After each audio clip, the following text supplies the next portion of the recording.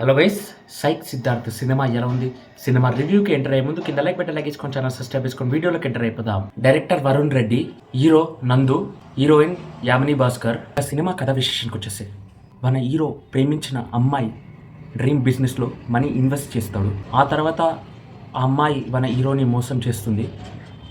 ఆ క్షణం నుంచి మన హీరో కొద్దిగా సైక్గా ఇంటి రెంట్ కట్టకుండా డబ్బల వెనకాల దాచుకుంటూ సజ్జల వెనకాల దాచుకుంటూ చిప్స్ తింటూ బతుకున్న హీరో, ఆ సమయంలో మన హీరో గారి లైఫ్లో మరో అమ్మాయి వచ్చి హీరో లైఫ్ని ఎలా చేంజ్ చేస్తుంది అనేది ఈ చిత్రం కథ.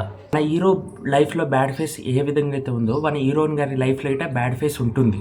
స్క్రీన్ ప్లేని ప్రాపర్గా మేనేజ్ చేయడం జరిగింది. డైరెక్షన్ గిట బాగుంది. అదేవిధంగా ఈ స్టోరీలో ఫ్రెండ్షిప్ గిట మోటివేషన్ ఇచ్చేలా ఉందని చెప్పుకోవచ్చు.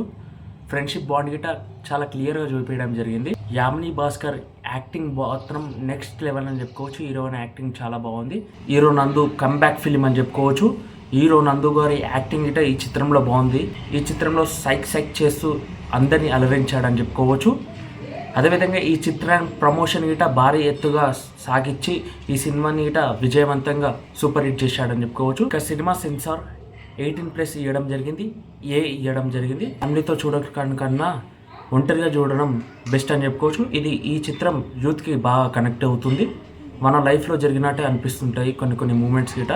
అంత భారీగా మనని డీప్గా సినిమాకి తీసుకెళ్ళాడు. ఎడిటింగ్ స్టైల్ గిట చాలా కొత్తగా అనిపిస్తుంది. సినిమా స్టార్టింగ్ నుంచి ఎండ్ పాయింట్ దాకా చాలా నవ్వుపిస్తుంది సినిమా అనేది. సెకండ్ హాఫ్ చాలా సీరియస్గా ఎమోషన్గా టచ్ అయిందని చెప్పుకోవచ్చు సినిమా అనేది. ఓవరాల్గా సినిమా బాగుంది. 2026లో ఫస్ట్ మూవీ చూడడం జరిగింది. అదేవిధంగా ఫస్ట్ రివ్యూ అని చెప్పుకోవచ్చు. సైక్ సిద్ధార్థ సినిమా బాగుంది. నా రివ్యూ చూసి ఎంతమంది సినిమాకి వెళ్దాం అనుకుంటున్నారు ఒకసారి కామెంట్ చేస్తూ అదేవిధంగా మన ఛానల్ సబ్స్క్రైబ్ చేసుకోండి, లైక్ చేసుకోండి, మరిన్ని అప్డేట్స్ చేసుకోండి. జై హింద్.